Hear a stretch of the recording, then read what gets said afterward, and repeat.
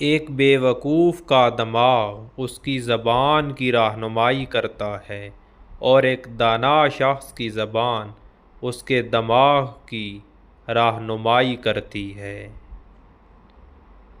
لکھنے والے نے فنا ہو جانا ہے، لیکن لکھی ہوئی چیز ہمیشہ باقی رہے گی۔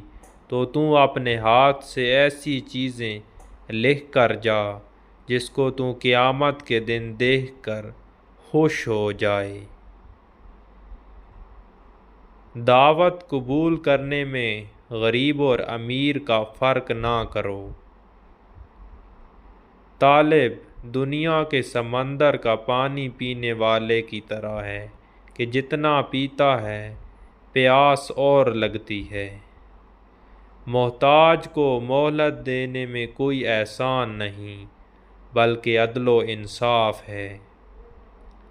تم پردے میں وہ کام نہ کرو جو لوگوں کے سامنے نہیں کر سکتے۔